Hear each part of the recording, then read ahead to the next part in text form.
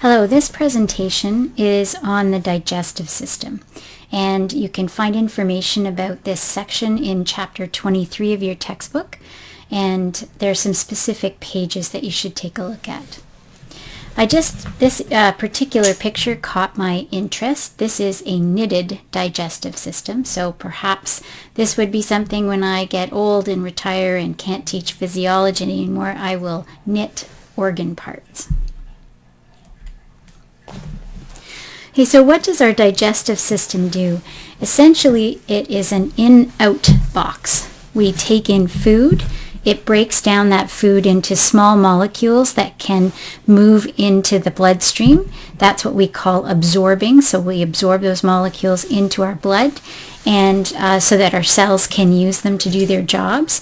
And then any waste products we get rid of. So that's essentially what our digestive system does. Just a quick review about how food is broken down in order to be used by cells. So food, as we see it on our plate, is much too large for cells to use, so we have to break it down into smaller components. And our digestive system can do that in two ways. One, we have mechanical digestion. This is literally pummeling it into smaller fragments. So for example, chewing. But in order to get the molecules small enough to move into the bloodstream and for cells to use, we have to break it down further chemically. And to break food down chemically, we use enzymes. Just a quick note about how enzymes work. So if this is a food molecule here, this little green section here, and this beige structure is an enzyme. What an enzyme does is it binds on to that molecule, and then it weakens the bonds, chemical bonds that are in that particular food molecule, and allows it to those bonds to be broken, splitting it into two separate parts. Just by the way, enzymes can work the other way as well. So not so much in the digestive tract, but when our body needs to build things up, we can take two smaller products and an enzyme binds both of them and allow the bonds to be created and create a larger molecule that our body needs for building, for example. So enzymes can work in both directions. When we talk about the digestive system, we're really talking about breaking things down mostly with enzymes. We talked about this when we did nutrition back in the fall, but how small must food molecules be in order to be absorbed into the bloodstream and used by cells? And remember, we have three main types of macromolecules: carbohydrates, fats, and proteins. And there are a set of enzymes that work to break down carbohydrates. Those are called amylases. A set of enzymes that break down fats or lipids. Those are called lipases. And a set of enzymes that will break down different proteins, and those are called proteases. When carbohydrates are broken down into their smallest form to be absorbed, they're broken down into simple sugars.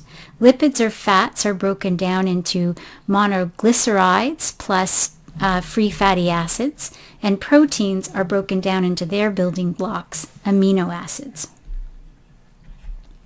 So this is a picture of our entire digestive tract from start to finish. So food, of course, is taken in our oral cavity, our mouth, and our teeth are part of that digestive system because they mechanically break down food. Our tongue is as well because it mushes food and it's important for swallowing. We have sets of glands called salivary glands that produce saliva. Those are also important in digestion. Our pharynx or throat, and remember that the pharynx is part of both the respiratory tract and the digestive tract. So this is a shared passageway for both air and food. But then food is going to go down into the esophagus, whereas air would go through the trachea, which is the tube that's right in front of the esophagus. So food is going to go down the esophagus and into the stomach. And from in the stomach, it's going to move into our small intestine. And we have the upper part has a special name called the duodenum. It's this kind of hooked part here. And then the small intestine is this part in the center, and then of course our larger diameter large intestine or colon, and then the rectum and the anus is where of course waste products come out. There are some association organs as well. Our liver is involved in digestion, as is our gallbladder, this little green thing that hides underneath the liver, and our pancreas, which is this organ here that sits right underneath the stomach. So one of the important pieces of information is how food moves through this whole digestive tract. And movement of food through the digestive tract occurs by contraction of the smooth muscle that lines these organs. So all of these hollow tubes and organs like the stomach, the intestine, the esophagus are surrounded by smooth muscle, several layers of smooth muscle.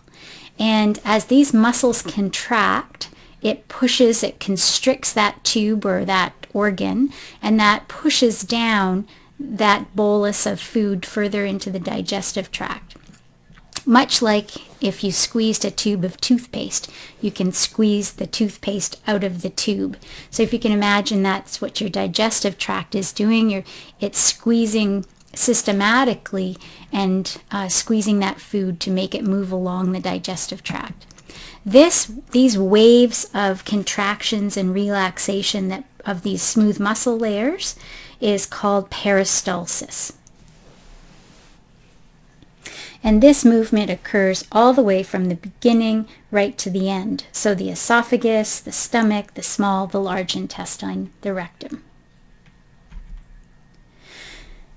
This is just a picture of peristalsis in action. This is a barium swallow, and this is a test that is sometimes done to check on how well somebody is able to move food along their digestive tract. So they swallow a fluorescent substance called barium, and the barium gets moved along, and they can take an x-ray and they can actually see it move along the digestive tract. So we can see right here, this is peristalsis. We can see the contraction of these smooth muscles at this point, and then of course the bolus of food is moving down the esophagus, and then this would be the stomach down here.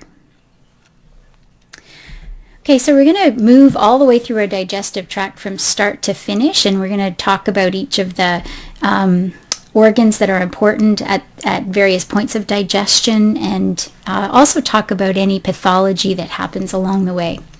So our mouth is an entry point for food, and of course, as we mentioned, it's important for mechanical digestion because our teeth chew and our tongue mixes food and pummels food, and it mixes it with saliva and moves that food between our teeth so that it can be munched. We have 20 deciduous teeth, so that's when we're kids. These are teeth that are going to ultimately fall out. So between the ages of 6 months and 2 years, they grow in and then come out again. Ultimately, we as adults, we will have 32 permanent teeth, and we start to get these permanent teeth starting at about the age of 6.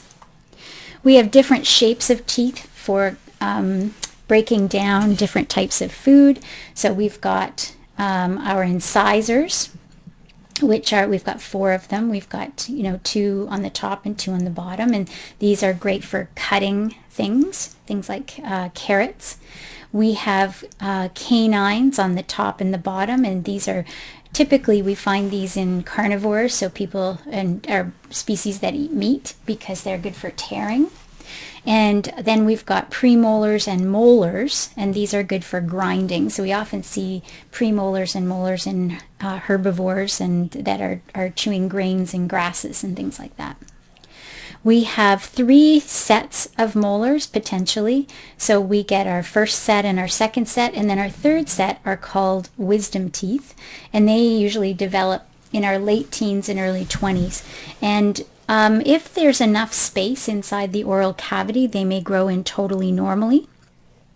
However, if there's a lack of space for them to come in, then they may end up coming in and growing sideways, and we say they become impacted. So they start to push against the other molars because they're pushing in this way and they're not coming straight up through the top, and so that can be very painful, and they have to be removed surgically. And so some of you may have had that experience already.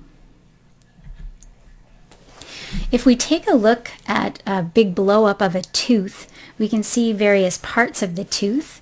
The outer section of the tooth here at the top, this is the enamel, and it is formed during tooth development. So as the teeth are developing in infants, that enamel is formed and it cannot regenerate. So if we chip that enamel off, then it needs to be repaired. Or if we get a cavity that goes through that enamel, then we need to have that repaired, and we can't regenerate that stuff. Underneath the enamel is a layer called the dentin, and this is a calcified tissue, so it's a hard tissue. And then below that is what we call the pulp. And the pulp is soft, and it contains all of the nerves and the blood supply. And these blood supply and nerves go down right through to the root of the tooth and into the bone, into the jawbone right here. So they travel down through a little passageway that we call a root canal. And so that's when the dentist removes that root because it's causing pain. That's what they call that procedure, a root canal, and that's literally what they're doing, is removing that nerve. On top of the jawbone there is our gums, and this is what we call the gingiva. And this section is called the neck of the tooth, and everything that shows above the gums is called the crown. So one of the concerns, of course, is keeping care of our teeth, and one of the things that can damage our teeth is tooth decay, and that is caused by bacteria. Now, bacteria live in our mouth all the time, and they secrete a sticky substance called plaque, and that's what we see right here on the right hand side. This is a very high magnification picture of a tooth inside. That's what you see in this white part here. This green stuff here, this is the bacteria, and it's secreting this plaque. And the plaque causes more bacteria to stick to it. And the bacteria will release a very weak acid, but will eventually dissolve the enamel and then form a little pit. And then, of course, can get past the enamel into the dentin. And if untreated, the entire tooth, from dentin to pulp, will start to decay, and the tooth will become hollow. And we can see that here on this side. Over on the left picture, you can see that little hole there that's been eaten away through the tooth. And then when we go to the dentist, they have to repair that little hole. So dental cavities are called dental caries, C-A-R-I-E-S.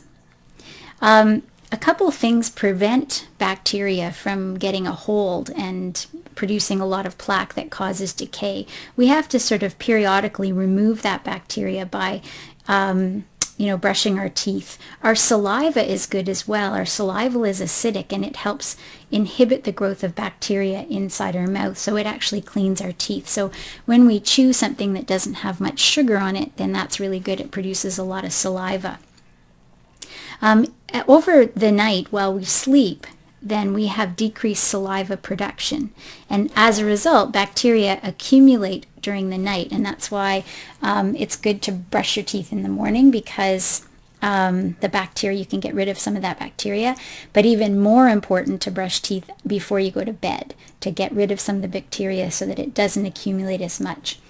The bacteria, as they're enjoying, and they enjoy particularly glucoses, so particularly sugar, they release smelly chemicals. And so that's why sometimes in the morning, if you've got a lot of bacteria in your mouth, you have what we call morning breath. Inflammation of the gums is called gingivitis. And what happens is that if we don't get the plaque off of our teeth, the plaque starts to accumulate below the gum line and can harden into something that we call tartar, which is a really tough substance. And because it's very rough, it irritates and inflames the gums, and you end up seeing this redness in the gums, in the gingiva. because they're very irritated and there's lots of blood flow to that area, that sometimes then if you brush or if you floss, you'll get bleeding from your gums. The big danger is that if this progresses too far, the gums will start to recede, and that's what we see in the right-hand picture. So this is inflammation, and the gums are actually starting to degenerate and recede, and that's exposing the bottom part of the tooth. And eventually the tooth may start to wiggle and detach from the bone and fall out. So ultimately, if we control the growth of bacteria, so by especially the plaque and the bacteria that gets around the gum line, then we can control gingivitis. And so that's why careful brushing, and brushing not too hard so that the brushing itself doesn't inflame the gums. And of course flossing is really important because we get all of that plaque that's between the teeth and around the gum line. So things that increase your risk of gingivitis, of course, are diets that are high in sugars, which is what bacteria really like, not brushing or flossing.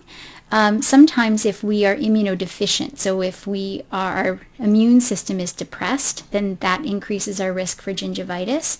And there is some genetics involved. So different people have different acidities in their saliva, and if their saliva is less acidic, then they're more at risk for things like gingivitis. Just a little note, a star, is that individuals that have very crowded teeth, or so have very small oral cavities, are much more at risk for gingivitis. So if you have more spaces, there's less chance that that stuff is going to become impacted in there and around the gum line. So in particular, I'm thinking for the field of DSW, persons with Down syndrome that have small oral cavities and malocclusion of teeth are much more at risk for gingivitis. So I think we've mentioned a few of these, but what are the treatments for gingivitis and tooth decay? Well, brushing teeth. So it removes the plaque and helps control the growth of bacteria, particularly at night, but ideally twice a day. So at night and when you get up in the morning. Flossing is really important because it removes food and plaque between the teeth and around the gum line. And the last thing is fluoride. And I know it's become fairly controversial recently, but fluoride hardens the enamel. And so to have some of the fluoride in small amounts in toothpaste and in the drinking water really has been shown to decrease the risk of cavities.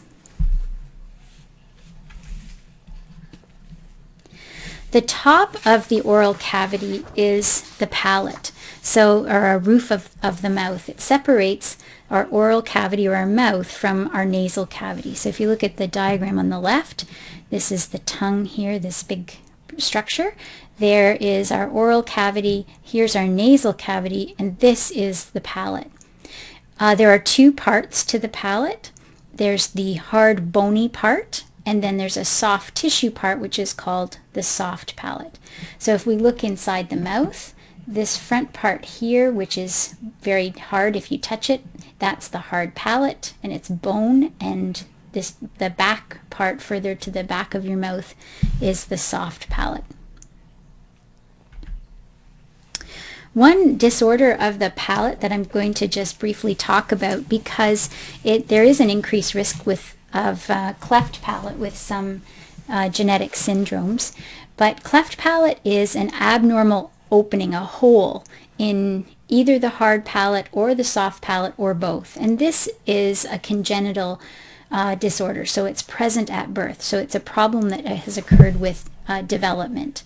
And we can see in this picture on the left-hand side this hole in the roof of the mouth.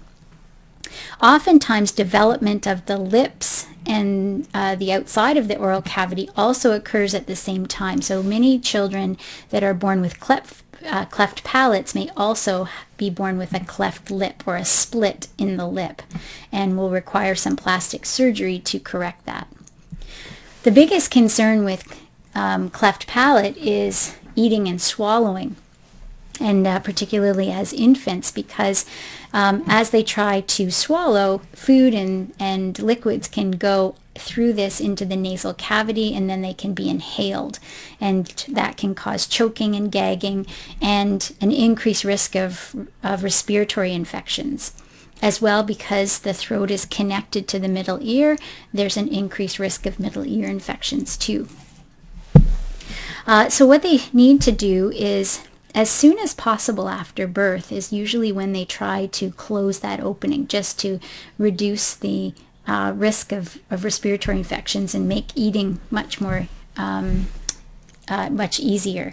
And so here we can actually see, this was obviously later in life that this child had their cleft palate closed, but we can see the stitching that has done right there. Sometimes several surgeries are needed, especially if cleft lip is also present. They'll do a series of surgeries to repair and then rebuild that area of the mouth. Sometimes it may require speech therapy as well, just because there's been some change in that structure. So our salivary glands, we can see these in this picture here to the right. We have several sets of salivary glands that produce saliva, which is essentially a combination of mucus plus fluid. And saliva has some very important functions. So one is that it liquefies the food that we take in our mouth, and it binds them together into a clump that we call a bolus, and that makes it easier to swallow. Saliva also contains antibodies, which inhibits the growth of bacteria. It also dissolves substances so that it can affect our taste buds, so that we can actually taste things. And this is the first place where we also start to see chemical digestion. So saliva contains an enzyme, an amylase, that breaks down starch. So we already start chemical digestion right as soon as food enters the mouth. This, by the way, we produce saliva constantly, so continuously throughout the day. We also will produce saliva in response to, as a reflex to certain things. So for example, if you put anything in your mouth, whether it's food or your pencil, or your fingers, then that will start to produce saliva. But saliva will also be produced with the sight of food, the smell of food, the thought of food, or even some emotional stimuli can start to produce saliva. I see this with my dogs all the time. If I'm having a piece of toast and peanut butter that I usually share with them, they will sit there and produce tons of saliva while they're waiting for me to finish my part and share my peanut butter and toast. We produce about 2 to 6 cups of saliva per day. Not sure if that's a dating fun fact or not. I guess it depends on your conversation. Our esophagus is the passageway for food from our mouth down to the stomach. So it's a very soft tube. It is very muscular as well. So this is an endoscopic view. An endoscope is a camera that they will put down the esophagus if they want to take a look at the digestive tract. And this is what we can see. And we can see all this muscle. It's a very muscular tube. I know that you've talked about swallowing already last September in Jennifer Liberty's class, but just a quick review. So swallowing is a pretty complex process that involves the tongue, the soft palate, the pharynx, and the esophagus.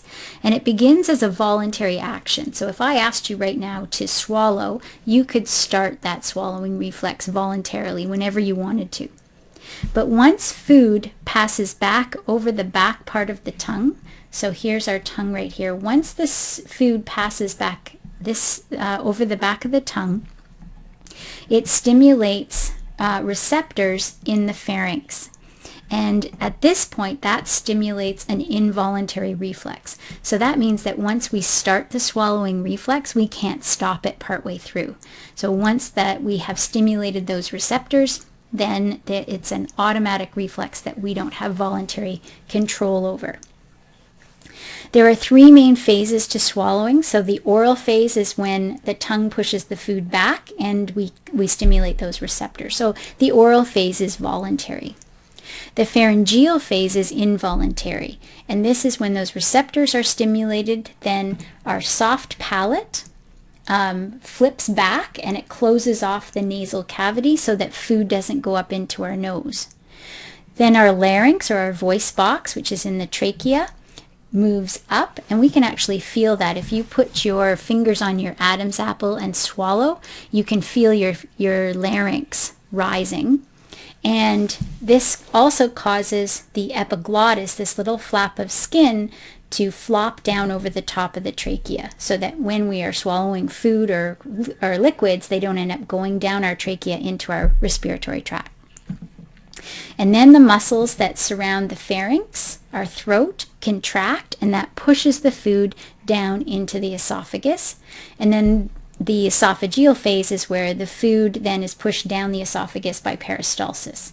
So it actually involves a lot of different systems, the nervous system, it involves muscular contraction, it involves coordination of several different parts, the epiglottis, the soft palate, and so on. So it's no wonder that if something goes wrong with any part of these organs, then that can cause problems swallowing. So difficulty swallowing is called dysphagia. And dysphagia, as I said, can be caused by anything that affects that swallowing reflex. So that could be muscles that are weak. So that could be muscles in the esophagus or muscles in the pharynx. It could be a problem with the nervous system.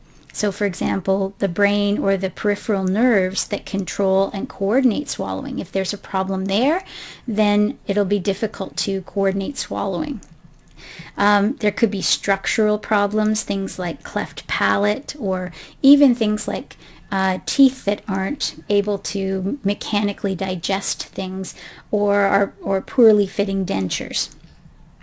There could be damage or disease to the esophagus, and so we're going to talk about a couple common diseases of the esophagus. There could be a stricture or a narrowing there, or a tumor.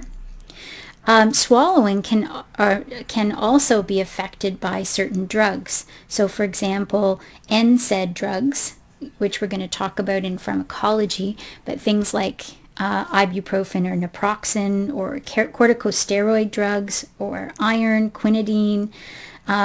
These are drugs that can often cause dry mouth, and so we don't produce enough saliva, and that can make swallowing really difficult. Achalasia, A-C-H-A-L-A-S-I-A, achalasia, is where the esophageal sphincter, right at the very bottom of the esophagus, does not open. And so that food moves all the way down to the end of the esophagus, but then can't enter the stomach.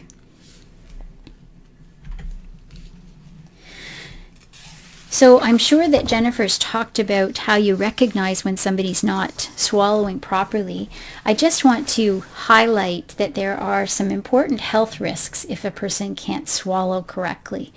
So primarily, they may end up with dehydration or malnutrition because they're not getting enough fluids or nutrients, but also, and very commonly in your field, aspiration pneumonia. So this is pneumonia that is caused when a person breathes in food or liquids, and it ends up into the respiratory tract and it causes an infection. And so one of the signs that somebody is having very severe dysphagia may be repeated bouts of pneumonia, for example.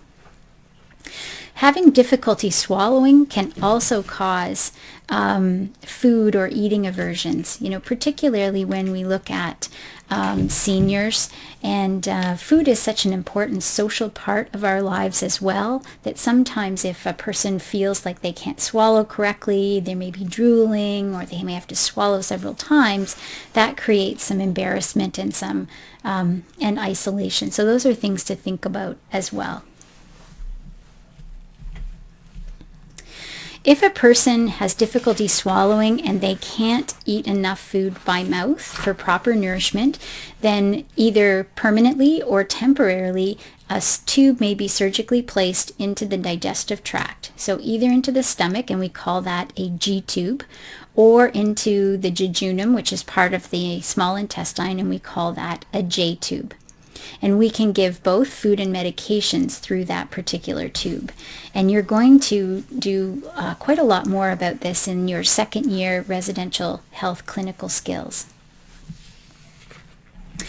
Just by the way, this is the G-tube, gastronomy tube, and when they surgically put it in through the wall of the abdomen and into the stomach, and then they inflate a balloon with saline, and this is what holds that tube in place to keep from being pulled out. They can watch what they're doing through an endoscope. This is inside the stomach, and we can actually see that this is actually a little cap instead of a balloon that is holding that G-tube in place. On the outside, there may be different types of adapters that will allow a person to be fed through that particular tube. Of course, all the food liquid has to be in a liquid form. Medications can also be given through that tube as well. So instead of taking a tablet, for example, it would be in a liquid form that can go right into the digestive tract directly.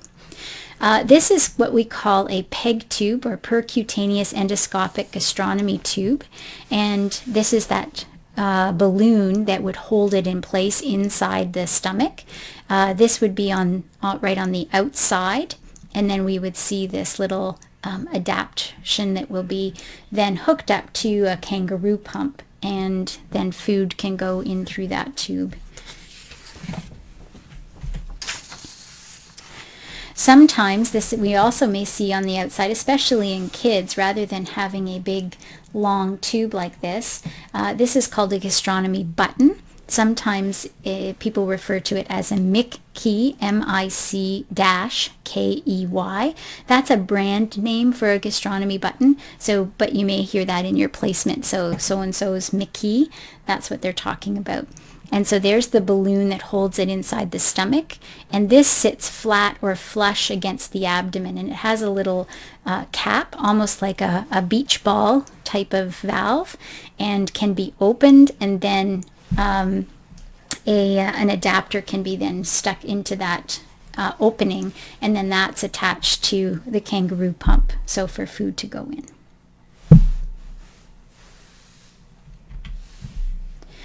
Right at the end of the esophagus is a special muscle. We call that the esophageal sphincter, and it's a one-way valve. And so this is, it's closed most of the time, but when we swallow, then food pushes up, or liquids, and it opens up that little valve and allows it to go into the stomach. So this is important because we want it to be closed, because we want food and liquids to be able to go into the stomach but not come back up into the esophagus. This is an endoscopic view of the esophageal sphincter, so we can see that it's open right now, and this is that muscle right at the end of the esophagus.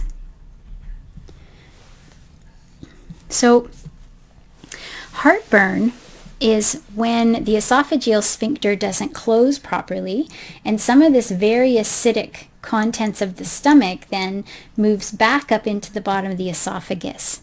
Now the stomach is coated with mucus, and so our stomach can handle that acid fluid, but the bottom of our esophagus is not protected by that mucus, so that when this acidic fluid comes back up, it burns and can damage the tissue in the bottom of the esophagus, and it hurts. I think most people at some point have experienced heartburn. Sometimes increased pressure inside the stomach can push that stuff up and create that burning sensation. Sometimes eating foods that are very high in an acid content can also cause that.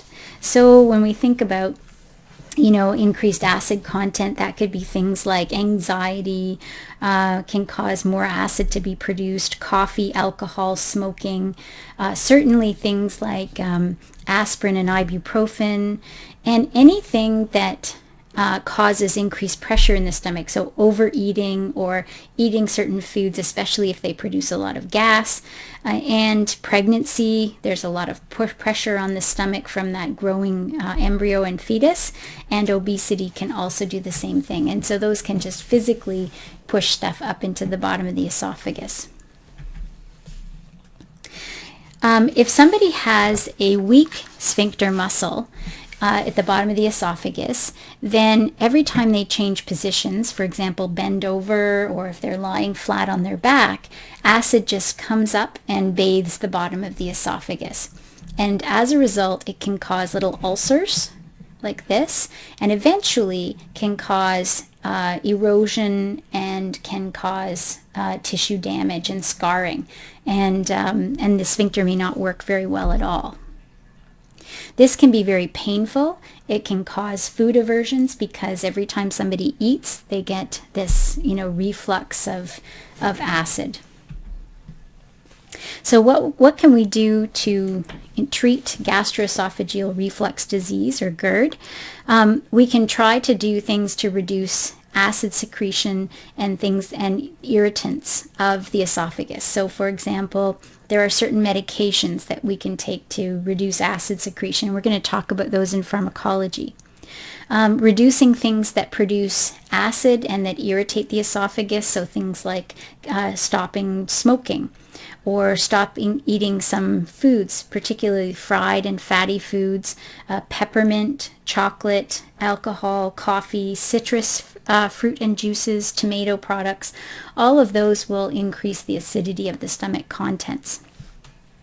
We can also try to reduce the movement of the acid into the esophagus. So things like eating smaller meals, not overeating, losing weight, not lying down particularly right after a meal, and when you lie down, to prop up the head or the head of the bed so that acid doesn't bathe the bottom of the esophagus.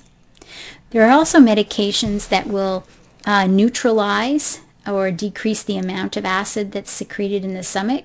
Ultimately, there are some surgical procedures. This one is called fundoplication, and this is where they bring the stomach up and wrap it around the bottom of the esophagus to put pressure on the esophagus, and that prevents the acid from moving back up into the esophagus.